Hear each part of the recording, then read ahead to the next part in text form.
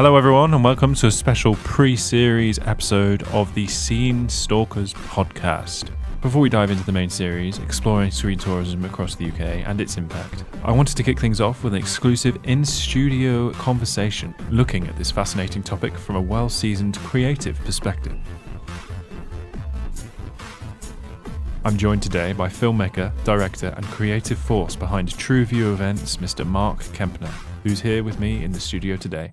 Mark, it's great to have you here. Thank you. No, thank you for asking. Pleasure to be here. So, Mark, to start off, could you tell us a bit more about your background and your work in creative film production? Well, I've been an actor for about 36, 37 years, working professionally. And along the journey of that, in 96, I set up a company, or took over a company called True View Murder Mysteries. And I'd done a lot of work as an actor in the corporate field. And I was playing all sorts of different weird and wonderful characters on team building events. And I saw an opportunity which came up. The guy that had originally started True View as a murder mystery company, he wanted to go back in the printing game. And so I kind of, in a moment of madness, bought it off him and took it over and developed it into doing all sorts of events. As an actor, I recognised the need, or it became very apparent that actors need film show reels. And that's really where I started getting behind the camera, creating scenes for actors for their sort of 2-minute show reels. So that's sort of mainly my filmmaking experience. But as an actor, of course, I've been in various productions and been out on location and what have you. Yeah. Well, you were in The World's End, weren't you? I was, a minor role in The World's End. It got swapped over with my cousin who played one of the other barmen. He was late for rehearsal, so I filled in for him, which was only about one line. And he had more lines, which would have been mine, but it got swapped over, so I got done out there. Well, we've got a lot more coming up from Edgar Wright's Cornetto trilogy in this series. Can't wait for that. Edgar Wright's brilliant. Yeah. So, Mark, let's dig into the questions then. Let's talk screen tourism. That's what we're all here for. To start off, one of the key themes of my research, as you know, how audiences connect with the places they visit. So, from your perspective, I suppose, what is it about certain productions that make people want to visit real-world locations? Yeah, it's fascinating, isn't it, how big screen tourism has grown. At its core, it's about emotional imprinting, really, when a story uses a location, not just as a backdrop, but as part of the narrative language, almost like a character. It becomes memorable. And audiences don't just see a place, they kind of feel it. They feel that attachment to it. And if a location is tied to a powerful moment, a romance, a triumph, or a loss, it creates a kind of emotional geography, I suppose. People then want to step into that space and reconnect with that feeling in a kind of tangible way. If you think of a television show like Doc Martin, filmed down in Cornwall, and, you know, it's increased tourism down there. I don't know by how much, I can't give you that figure, but certainly a lot of people are travelling to Cornwall because they want to see where Doc Martin was filmed and have pictures of them taken. I suppose in a way it's a bit like if I went to Paris, I want a photograph standing next to the Eiffel Tower. It's that same sort of draw. Yeah, absolutely. Do you think filmmakers actively think about this when choosing filming locations, or is it more of like a byproduct, I suppose, of the storytelling? I think it's probably more of a byproduct. Primarily, I think it's a byproduct. The story logistics and budget really drive most decisions and council permissions to film, etc., etc. So there's an element of practicality about why they've chosen a particular place. That said, there is growing awareness, especially from producers and local film commissions, about the long-term value of the exposure of where they're filming. In some cases, there's definitely a conversation about legacy and impact. But creatively, if you start prioritising tourism over authenticity, the work, I think, may suffer. So, yeah, I think budget plays one of the major parts of, so it's very expensive filming out on location because you need a car park for all the production units and everything else. So all that comes into it. Hence, the job of a location manager is so vital. A lot of consideration. Well, speaking of impact, actually, have you personally seen or experienced the impact of screen tourism on the locations you've worked in or visited? Yeah, it's quite striking. You'll revisit a place a year or two after a production and find it subtly or sometimes dramatically changed. The tree that was there that they leant against has now been cut down. It's difficult to re-find it, having just seen it on the telly or been there even. There are more guided tours, signage, even local businesses are now reshaping themselves around the association. And what's interesting is how quickly audiences map fiction onto reality. A relatively ordinary location can take on a kind of mythic almost quality almost overnight. And on a smaller scale, well, not that small, it was a major BBC comedy show over in Northleach, just up the road, the village up the road, where This Country was filmed. And, people go there for tours. In fact, I think Daisy Cooper's dad, Paul, even conducts tours. People want to be seen with him by the bus stop and outside the pub that was used as the keeper's pub. So, not that Northleach isn't a nice place and people didn't visit it before, but it certainly attracted a whole new audience. Wow. Yeah. In my research at the moment, I've talked to a lot of tour guides, actually. We've got interviews coming up on this series with Peaky Tours. Obviously, I've been to Wales already and spoken to Siobhan Goodwin, who runs Hot Fuzz Tours. Oh, right. Yeah. So really. More on that throughout the series. Kind of a follow-up question, really, to your interpretation. What kind of changes happen on a place when there's been a famous production being filmed there? Is it economical or culturally? Economically, I would guess, is probably the bigger thing, because, you go somewhere and then probably you're going to have lunch out there, and that couple or that person might not have come there and spent money in the local pub or local restaurant. So I guess economically it's probably the more powerful thing out of the two. Do you think the UK is still making the most of screen tourism, or is there untapped potential? I think the UK does a pretty strong job overall, especially with infrastructure and promotion, but there's definitely a bit of an untapped potential.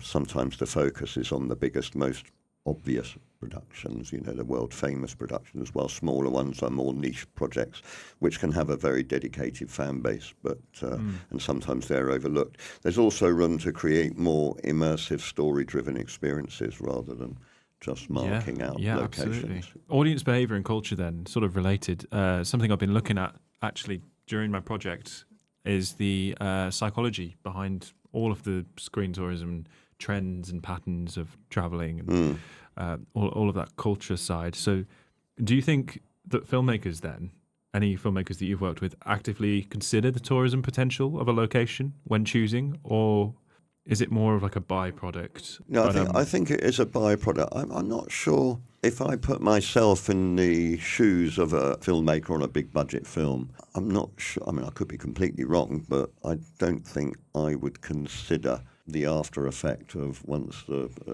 production has been made that, this is going to bring lots of people here to see it, because for all we know the film could flop and no one goes to see it. But I think if it's a good movie, I suppose a good filmmaker is going to know if it's a good movie, and probably maybe that there is an element of that. But I don't think a location is chosen to bring in lots of people. It's probably said to the local council, this will bring lots of people here. And we don't want to pay much for the location. Maybe that's a factor. But whether a filmmaker actually thinks this is going to, really bring a larger crowd of visitors in, I'm not so sure. Fair enough. I suppose it's sort of like a second nature, like an intuition or filmmakers have when choosing a location. If you're you've got plenty of experience as a filmmaker, you sort of know, I guess. Was that what you said? It's like I guess so. Sense, Yeah. I guess so. If you're used to going, I mean, really, to answer that perfectly would be a location manager. Yes, whose absolutely. job it is to find all the location. The director wants this. I want a little cool place. I want a corner of a pub or whatever, and of course, practically, they will film most of the film in one area.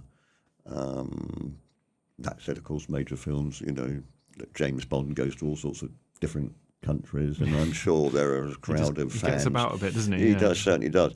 And I'm sure there's a crowd of people that will, let's go on a tour of the latest James Bond film and go to those different locations Absolutely. before they change. I mean, I get it. It's not something I would personally do, but I get it that people do it. How does the audience connection to a story?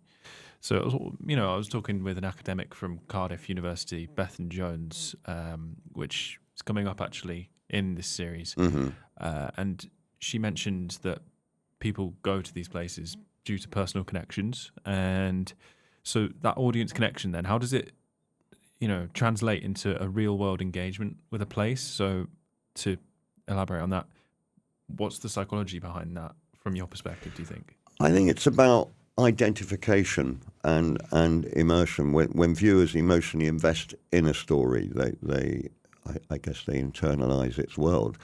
I think visiting a filming location becomes a way of extending their experience of the film, almost like sort of stepping through the screen, if you will, and putting yourself in that location. There's also an element of pilgrimage. I guess people want to stand where a meaningful moment happened. Even if it's fictional, it collapses the distance between sort of imagination and reality. So, I guess that's the psychology behind it. It's interesting. Yeah, it's not just what you see on the surface. There's all sorts of reasons why people go to these places, myself included. And so, from a creative standpoint, then, such as where you stand, is there ever a tension between choosing a location for storytelling versus its real world recognizability? I suppose. So, I suppose in that sense, is there like a conflict between choosing a location for filming, for storytelling, versus its like real world recognizability? So, say residents who live in that location. I recently came back from a visit to Portobello Road for a Paddington case study, which is part of my major project. Right. And obviously, you've got residents living there, and the BBC have published a lot of articles about the nuisance that they get from influencers and social media. So, is that a consideration that a creative filmmaker like yourself takes into? Probably not, because they'll have left by the time all that starts to happen. But I know in Northleach, certainly there was an element of people that they didn't like the subject matter a lot of the time because it featured two sort of a bit down at hill families, if you like. There was an element of people that felt it was giving Northleach a bad name versus lots of fans and lots of people in Northleach as well. I think they outnumber those few that said it really put Northleach on the map. Do you feel like filmmakers should be held responsible for that? No, Or no, I don't think so. accountable. It's I suppose it's like a secondary. Would you say it's Accountable like for what, though? I mean, what you can't sort of charge people for. You came to Northleach and you've ruined our reputation. I mean, how many people knew where Northleach was before BBC's This Country? So I think overall it's given it more credibility, really. Somewhere like the murder of 10 Rillington Place. I mean, that house was knocked down afterwards and it doesn't exist anymore. No one would know it was even there. I think this happened over in Gloucester as well, didn't it, with the West yes, murders? I did hear something about that. Yes, And that house has been completely there's no knocked evidence down. I mean, yeah. you're not going to want to particularly buy a house where some horrific crimes have been committed. No, from the but I question. personally wouldn't do that myself. No. Are you superstitious? I don't know. No, not really. I'm practically superstitious. I don't walk under a ladder because there might be someone at the top of it who drops a hammer on your head. Logically, yeah. I'm a bit more sort of practical and logical about I haven't heard that before. Superstition. I mean, it makes a lot of sense. Yeah.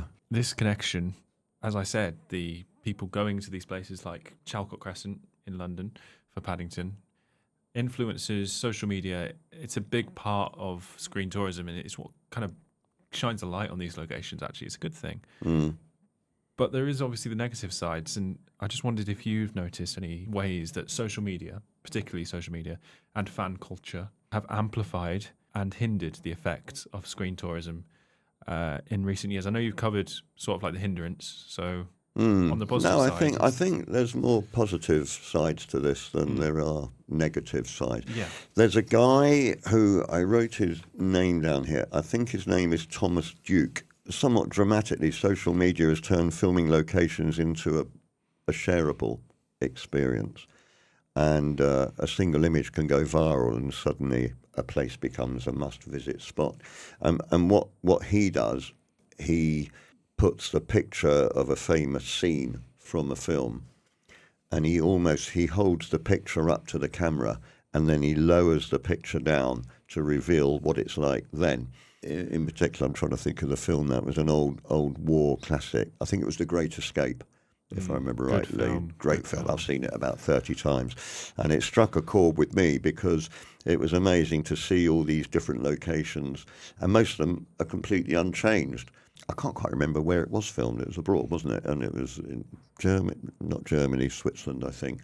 And even the place where Steve McQueen leapt over the fence on his motorbike, that location, of course, hasn't changed at all. It's unchanged. Other yeah. than the fence is not there anymore. But Wow. again, there's this photograph that he's holding up as a freeze frame from the actual film of Steve McQueen in midair in the motorbike. And then he lowers it down and you see the real location. Of course, the hills are just to say there may be a couple of extra trees that have grown in the last 50, 60 years. Undoubtedly, yeah. Yeah, no, I think it has a more positive effect Yeah, rather than a negative effect. And it's fascinating, actually. And I don't actually follow him. And it might be someone else I'm following, because I'm sure he's not the only one that's doing this. There's one guy that, and it might be Thomas Duke, but there's another guy that particularly shows clips of a famous car chase coming round the corner and then the car turned over. And then it dissolves into what it's like today with cars just going about there. Yeah, They're doing well, I'm your glad we business. got a name drop on that Thomas. I think remind me his of name is again. Thomas Duke. Thomas Duke. Thomas Yeah, Duke. worth I'll have looking him to- up. He's a social media influencer. Absolutely. For my research project, that'd be a very valuable. Mm. I think that's a very interesting person source. Thank you. I think also fans also do a lot of the promotional work themselves, mapping locations, recreating scenes, and sharing tips. It's made screen tourism more immediate, I guess, and more global than ever before. But it would be quite funny to go and visit some of these places and Absolutely. reenact a scene there in it. You could just do it for a laugh type of thing. It doesn't have to be an experienced actor like myself or whatever. You just go there and just read the few lines to each other. It would be quite yes. funny. And then dissolve that into, it's my creativeness coming out here, dissolve that into the real scene or vice versa. It'd be quite That reminds me of the Abbey Road, the Beatles. Yeah, so, well, Paul McCartney's just done it. I just noticed on social media, I think it was on Facebook the other day, I saw he was walking across the level crossing and there were crowds of people, so it must have been an announcement that he was going to do it as he walked across the level crossing into the zebra crossing, I should say, into Abbey Road Studios, and all these cars there he was holding up, and there he was waving away to everybody. For a lot of people, that would be like a special moment, I suppose. Like, Well, it let's go, was. I mean, I remember, I think I did an audition. I visited the director who was round the corner from Abbey Road Studios. I didn't realise we were that close, and the director said, "Oh, we've got Abbey Studios round the corner."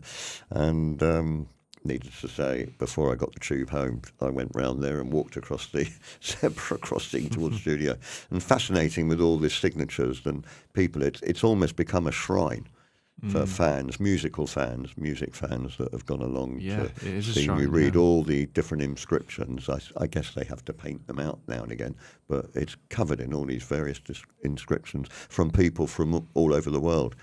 And at the end of the day, it's just a recording studio, but it's a very, very famous one, of with course. so much importance. Yeah, my only real connection to Abbey Road, I suppose, was the Adventure Society social, where we had to actually recreate the famous film scenes, and we chose Abbey Road. Right. And yeah, it's sort of like it's like you said, a shrine of those rituals. It's what that's the connection that provides the connection to people. Yeah.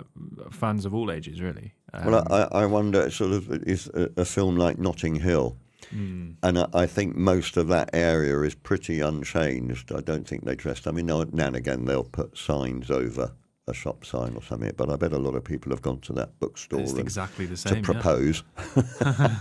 Why not? I haven't seen the film. Have you not? I Have you must not seen the declare, film? I haven't seen Oh, that's Notting a good Hill. movie. That's a good movie. I will get it watched because it's obviously Hugh Grant is he appears in the second Paddington film as well. This whole section that we're talking about right now is the audience connection and a place that is just seen on screen, fictional, for example. Why do audiences feel such a connection to those places if they're in a fictional world, I suppose? So why do you think audiences feel such a strong connection to places they've only seen on screen? I guess it's just that fascination with something. I mean, people are fascinated. Even small parts that I've had in TV shows or a film or whatever, and they send me via my agent. I'll get back to what you asked me, but they'd send me via my agent a photograph of a scene I was in, me in the scene, and could I autograph it? And I always think, I'm not remotely famous in any way, shape or form, and I'm not trying to promote the fact I am, because I'm not. But there is this strange, weird fascination with something they've seen. I had a scene in Doctor Who. I've lost count of the amount of letters that have come to me asking me all sorts of questions about that scene, where was it filmed, etc., etc., etc. And I guess people just do have that fascination with the film location. It becomes real, I suppose. They walk through, as I said earlier, they walk through the screen, if you like, and find themselves at that location. Immersed. I mean, I wonder how they feel when they're actually there, because at the end of the day, it's just a shop or a church or whatever, and the same as any other church or shop, but it has that connection. Yeah. Going back to Abbey Road Studios, it's just a recording studio. There's hundreds of them all over the country. There's hundreds of them all over London. But screen makes it important. Exactly. Yeah. So in a way, it's less of an economic contribution and more of a emotional, cultural contribution. Yeah. In the long term, yeah. No, the screen tourism generated from that. Yeah, that's... Yeah, in the long term, of course. I guess it does. Well, we know it does. It's a multi-million-pound business, isn't it? And that surprised me, really, because I hadn't given it any thought until you asked me to come along. Yeah, I think. Yeah, no, I think what I meant was the actual filming of a series or film that provides the emotional / cultural connection, impact, and the secondary impact is more economical. It's more footfall, people spending money, visitors, I suppose. So there's like a two-part thing, perhaps. It's a good way of looking at it. Yeah, no, I agree with you. The emotions. I hadn't really thought about the emotion side of things, but I guess it does create an emotional feeling inside, yeah. Lastly, do you think it's changed in recent years? Is there anything that... No, I guess it's grown more, if anything, because there's so much more accessible films to watch now, aren't there? With the aid of social media, the internet, there's so many different channels on TV. I mean, when I were a lad growing up, we had BBC One and I think it was ITV, I can remember coming to the screen, then BBC Two, Channel 4. Now we've got 120 channels. I think I looked on my Virgin thing the other day. I Virgin TV, and there's hundreds and hundreds of channels.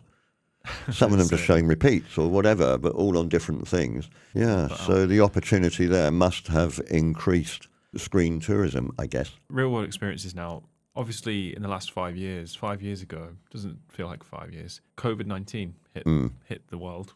Yeah, and with the UK as well. Yeah, we were part of that. We were all in lockdown, and there was so much more room for binge watching your favorite shows, favorite films, franchises.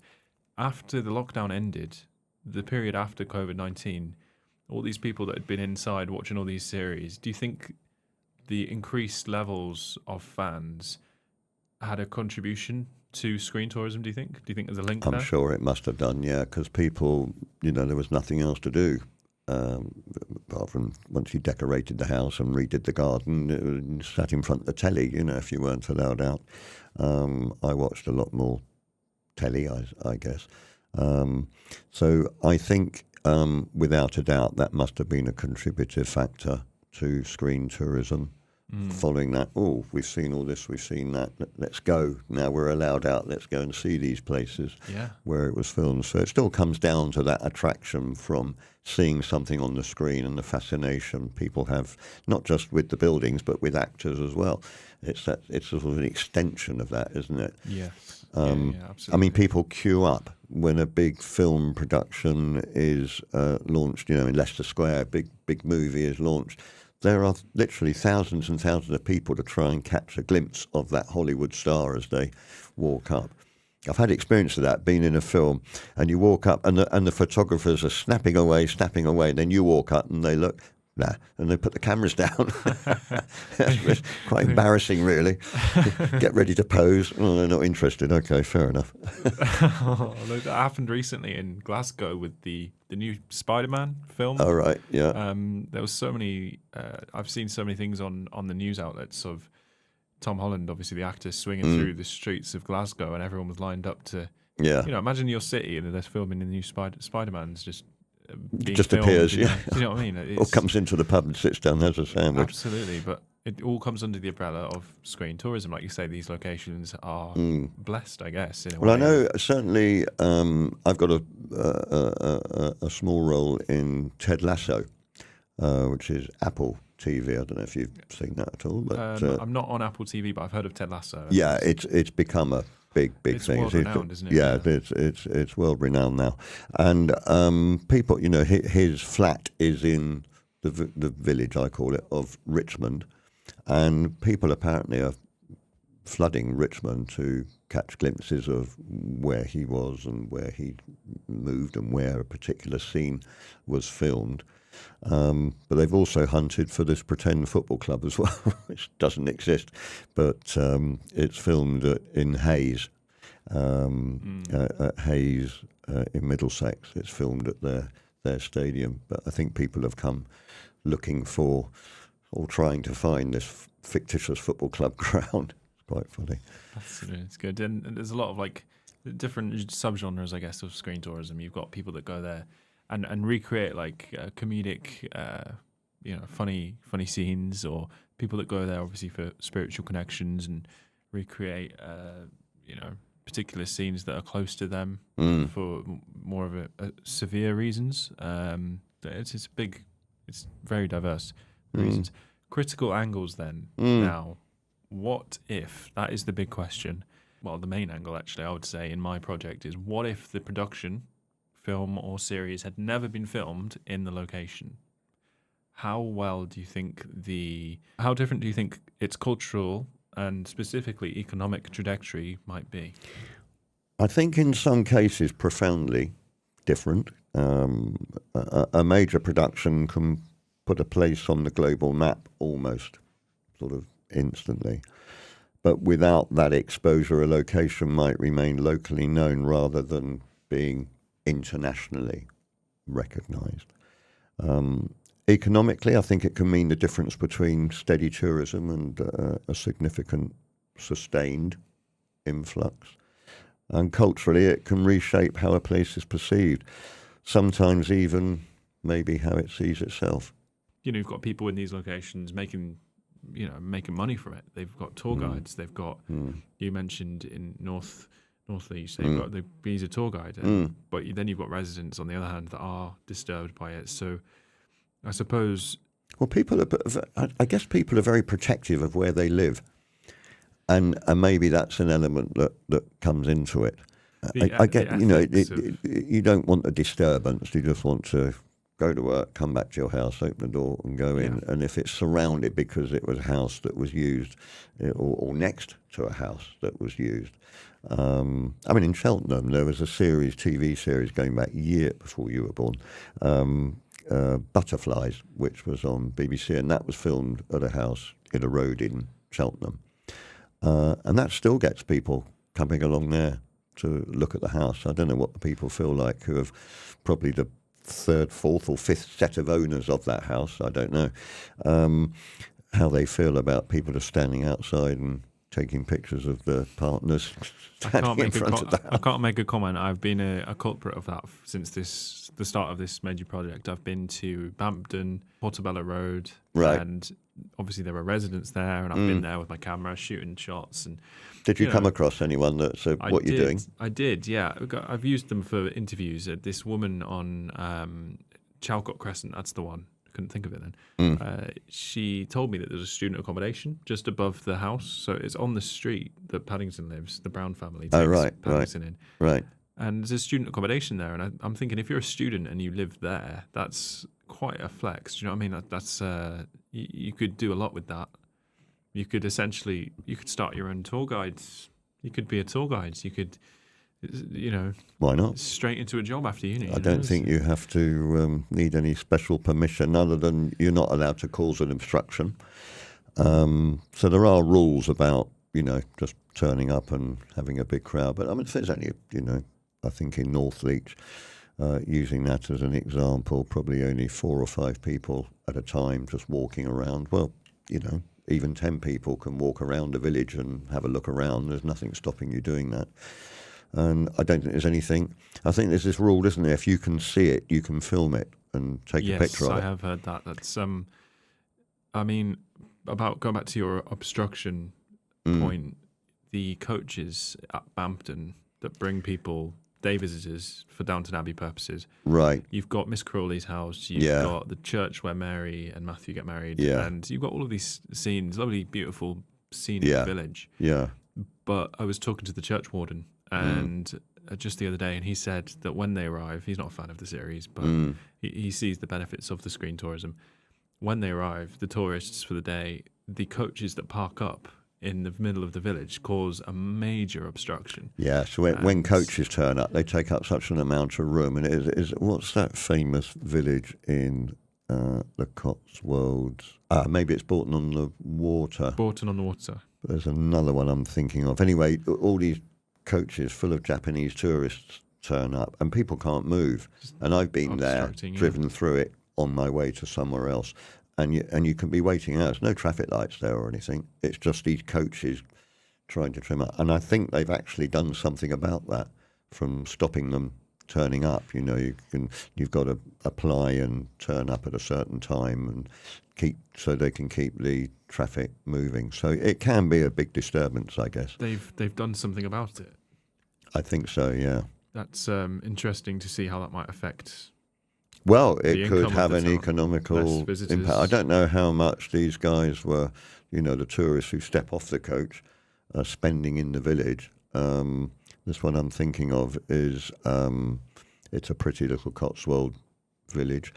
There's only basically a hotel there and a pub round the corner. I don't think there's any major shops there, but I don't know. I guess if there was a tea room and they're all piling into the tea room, they'd be immensely happy with coaches turning up. Yeah, going back to the number, I was speaking to part of this series, actually.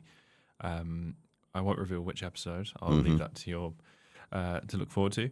Part of this series, I was talking to Mark Ford of Screen Somerset, and he said it's very hard to put a number on these on the statistics of visitors coming to a certain place and spending money, because it's just so. It's not a case of them not keeping a record of it. It's just difficult to. But surely most of the people that come, the tourists, just come to take pictures. But you don't have to pay to walk around the streets. Absolutely So what free, economy are they increasing, really? Unless, as I say, they're going to the local restaurant or going into the tourist shops that are selling items. New businesses booming. But maybe that has, there must be examples of where a guy's bought a shop and thought, right, I'm going to, loads of people come here. Yeah. And so I'm going to sell tourist pictures and postcards of it and all that, and he or she... What's influenced his decision would be the film being filmed there, yeah, absolutely. Yeah. So I guess, in that sense, it does have an impact on people's... But how does one know if a film is going to be a major success? That's the thing. Gamble, you can never... I mean, it's logical probably to think you've got major film stars coming to your village to be filmed. It's likely that film will go on to do well. Double or down, isn't it? Yeah. Yeah, In a way. but doesn't millions have been spent on films which have flopped, and then people aren't interested or they don't get screened as much. Yeah. So actually, that leads me on nicely to my next question: the separation of locations. So, Mark, what separates the locations that become major tourist hotspots? Say a film does very well. What separates those locations from those that perhaps don't do so well, that flop? And even if they appear on screen, even if they end up appearing, if it doesn't do very well, what do you think is the main concept that separates those locations? I Is it guess it's the action that took place. economics, maybe, or the amount of I visitors think it it would be. gets? I mean, for me, it would be about the what was the film scene.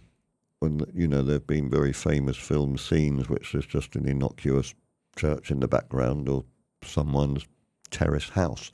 So I guess if that's what you're driving at, what brings people in and what might not attract people. I guess it could be just a fairly innocuous scene. If it's a really bad You film and I scene. bump into each other, and I apologise, and then I drop my briefcase. Da da da. It's an important moment.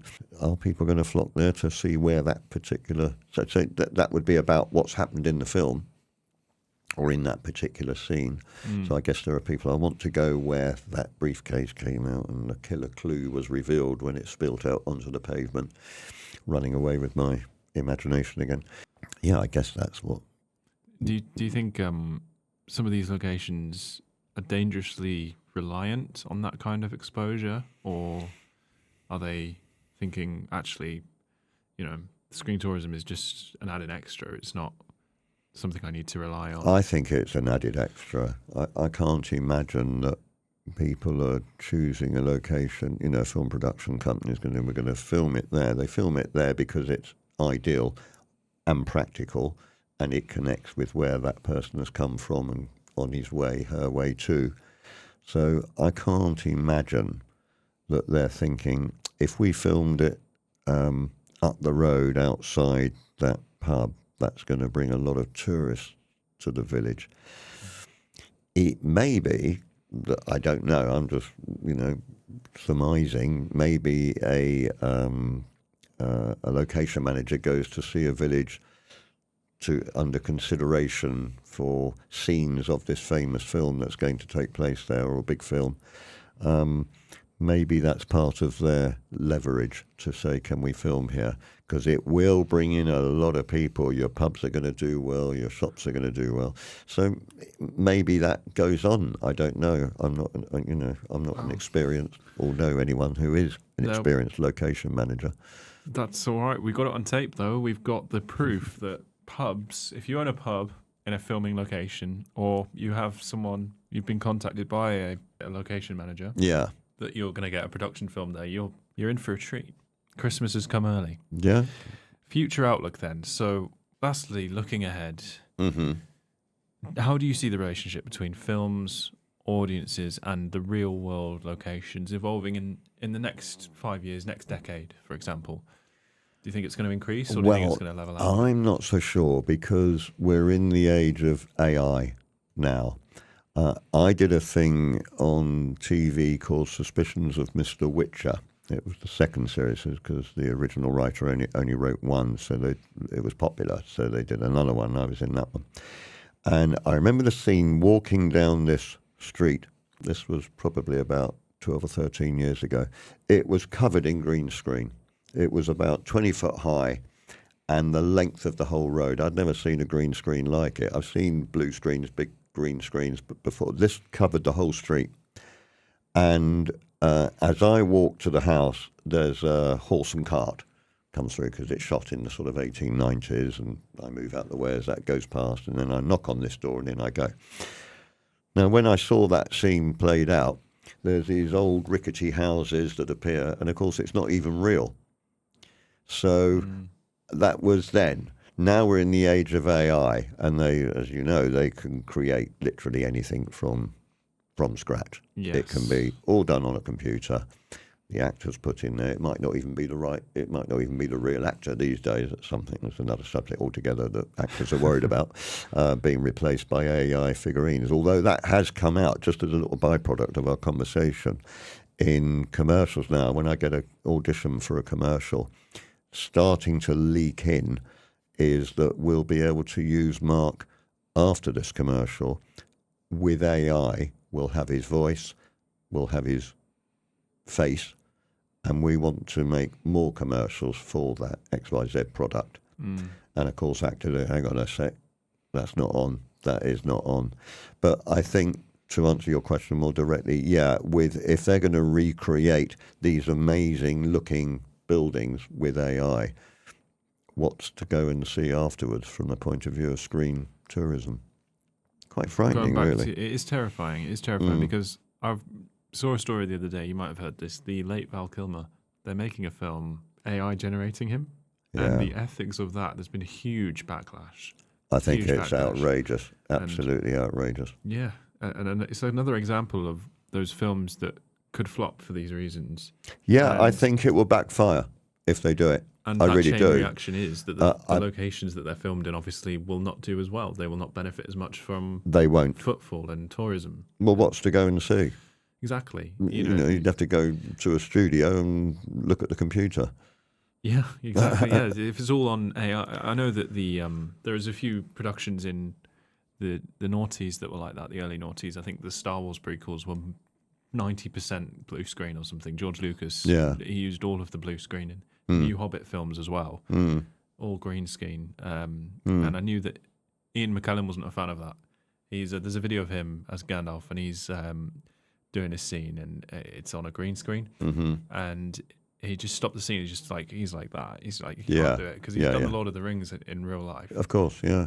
Comparing that to like the new technology, so let's say the next 5-10 years with AIs. It's terrifying, and I think there's a lot to consider in terms of ethics of it. And conversely, they've got capabilities of building these amazing things, which are then knocked down afterwards. So, excluding AI, I did a tiny little role in The Ringers of Power, part of the Lord of the Rings thing, which was filmed in Windsor. And the set was underground where the orcs are all walking around with half a horse over their shoulders and whipping us prisoners. I was just playing a prisoner, and I spot the king, and there's this tiny little scene for me, but a big scene. It was an amazing set about the size of a football pitch, which is all going to be destroyed. So if you imagine you're in a woodland and you've dug down probably 50 foot underneath in all these tunnels, that's all built from scratch. And people might want to, I wonder where that woods is. I'd love to go and see it. We know it's filmed around the Windsor area. We ain't going to find it. Even if you get permission to go around Windsor Film Studios, you're still not going to find it. Because it's been knocked down. It's been knocked down. Yeah. That hinders screen tourism. I wouldn't be happy with that if I want to go to a place and visit it because a great, smash hit film has been filmed there, and But conversely, it did very well for New Zealand. It increased a lot of tourism to go and see where Lord of the Rings. Well, the airport. I don't know if you've seen New Zealand Airport. It has like a big. It has like a big figurines from Lord of the Rings. Really? I think there's like a Smaug dragon. Really? In the main terminal. Wow. And there's like these creatures from Lord of the Rings. They're making. It's an example of international screen tourism, but. For my study, I'm focusing particularly on the UK. Yeah. And so then, do you think screen tourism will become more intentional as part of filmmaking? Well, possibly. I hope it does in a way. I don't like... I mean, listen, I go on to AI almost on a daily basis now because it helps me in what I do and research and all the rest of it. Just renting a lockup for my gear off the local council and was getting nowhere because they threw me out of a garage because they wanted to repair the roofs, and they said it would be about 4 or 5 weeks, and after 8 months I was getting desperate. So in the end I got AI to write me a letter to the chief executive in the style of a solicitor, which cost me nothing. other than 10 minutes of my time, and it composed this brilliant letter. And they phoned me up the next day and said, we've had a bit of luck. We found you a garage. I thought you might have done. That's interesting, isn't it? So AI came to the rescue. A lot of problems happen sometimes when there's been a film with elderly populations and that just like an easy life, they just want to go about life and they don't want all these people in the way. Do you think film tourists, do you think filmmakers will consider that in the future? Well, I don't know. With an increase in screen tourism? Maybe it will become a consideration. I've not been in that position, of course, as a major film director thinking, but I'm going to bring some tourism, extra tourism to this village or town. But maybe it will, maybe it won't, which doesn't really answer your question. But I don't know is my direct answer. I think we were talking about AI. I think that could have a dramatic effect on it if people start using it and it becomes easier and easier to use, which it almost is now. People can do it on their home computers. If you've got a powerful enough computer, create all sorts of things with AI. And if people are going to do that as a mock-up set and then place actors in there with this fake background, it's just an extension of green screen. It is. What's to go and see? Because the actor's performance, I suppose, wouldn't be as professional if you're, it's very hard to imagine something that's just a green screen. Yeah, which I imagine your Ian McKellen story was. He's someone who's used to being on a stage and on a film set, and then I can well imagine Ian McKellen being against that kind of thing. If you want to make it build the damn thing, for goodness sake, but. It's very cheap to do green screen compared to, if you want this great big cliff top and see an actor fall over the top of it, it's much easier to do it on green screen or now with AI. So we don't really know, do we, I suppose? We don't really know because obviously it is ahead. It'll be interesting to return to this subject in 5 years' time. We'll have to see. Absolutely. Hopefully, if this podcast is still running then? I'm sure it will. I might make something of it. Lastly, I really want to know from you, what's been the highlight of your career? What has been like the film production, not even a film or production you've been in, just any experience you've had that has just been a highlight, I suppose, and how it's, I suppose, I've got a big highlight which turned into a massive disappointment. Go for it. So I was cast as a cab driver, as I have been many, many times, probably 12 or 15 times. I don't know why. They just see me as a London cabbie, I guess.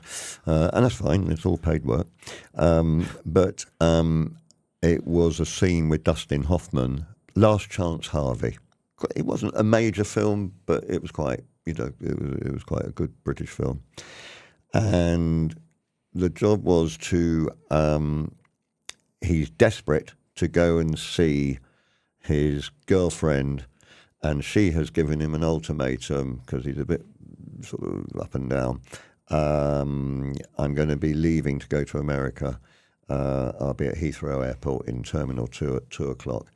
If you love me, if you truly love me, you'll be there to stop me flying out of the country. And he suddenly decides this is, for once in his life, he's going to really grab this opportunity. Gets in my cab, but there's a major traffic jam in the middle of London. It was filmed in the next door street to Downing Street, where the war rooms are. And there was like the longest film track, camera track I've ever seen. It was yards and yards of it. Must have cost an absolute fortune. Loads of television extras in their own cars, buses and all sorts in this major. And he gets in and says, come on, why don't you turn right? Well, you could turn left. And when I arrived on the set, the film director said, Dustin would like to meet you. So we go to this guy's, Mr. Hoffman's Winnebago, which is about the size of this university. And he said, I think we should just, I want to ad-lib. You okay ad-libbing? I just want to ad-lib this argument. Let's just see where it goes. I said, that's fine. I thought, good, I haven't got to remember any lines, just ad-lib. Well, it grew, this scene grew, and he was swearing at me and all sorts, and I'm swearing back, and you talk to me like that, and all this kind of stuff. At one point, he actually shouted out the window across the set to the director, Mark and I've got our own effing movie going on here. It's great, and he's loving it, and all the rest of it, and it was going fine, round to applause, blah, blah, blah. And the whole flipping scene was cut from the film. Oh, no. I went to do some ADI just to clean up a few phrases, and I thought, where's the scene? I said to the director, where's the argument scene? Yeah, he said, yeah, I know. You were really good in it. Dustin really enjoyed working with you. I said, I know, he told me that at the rap party. Yeah, I'm afraid, I think it just cuts better that we see him getting, you start to argue, and then I cut to the lady walking up and down the terminal wondering where he is. I said, well, I don't. Dustin's made about 130 major films. This is your first film. Surely it can be kept in, but no, they cut it. So that was a major high, but a major low. And everyone always says, you don't get paid then. Yeah, of course you get paid to do it. Got paid, but you want the footage. I thought I'd arrived, but I hadn't. But there we go. It's brutal, but you've got the story to tell, which is it's a good after-dinner story. I've bored loads of people with that story, and I'm apologising if I've bored your listeners. No, absolutely. Well, famous people then, Dustin Hoffman. I mean, you got a chance to meet Dustin Hoffman, but who is the famous person you've met then? Oh, yeah. Works with? Who would you say is the most famous person? I think he was probably the most famous. As far as being a film legend, there's loads of famous people I've worked with who, but as far as the most famous, I think Dustin Hoffman was pretty much. One other little funny story, if I may. I was being treated for prostate cancer at the time that was being filmed. In fact, the hospital let me off to go and do this day because I was having regular radiation treatment. And when you've had prostate cancer, I just needed to know. I knew I was going to be locked in this cab for hours on end. I said, is there going to be a loo nearby? I will need a wee now and again. And they said, oh, yeah, no, that's all sorted. Don't worry about that. So amongst our various conversations we're having in filming breaks, this young lady who was, poor girl, she'd been assigned to show me where the loo was, and she kept knocking on the window, saying, Mark, just to let you know I'm here, and there is a loo just over the road. And on the third occasion, Hoffman taps me on the shoulder and said, what's with you and the John? So I said, well, yeah, I'm being treated for that's too bad. I hope that goes well. He said, my friend De Niro had that in Fockers. And he wanted to make a joke of it. Said, hey, De Niro, you can't make a joke of prostate cancer, for Christ's sakes. And I sat there thinking, who do I know? My next door neighbour had it, and that was about as far as I could go with the story, but there we go. Oh, that's brilliant. And that's all we've got time for today, I'm afraid. Mark, thank you so much for coming today. You're it's been very really welcome. Great to speak to you and gain an insightful perspective.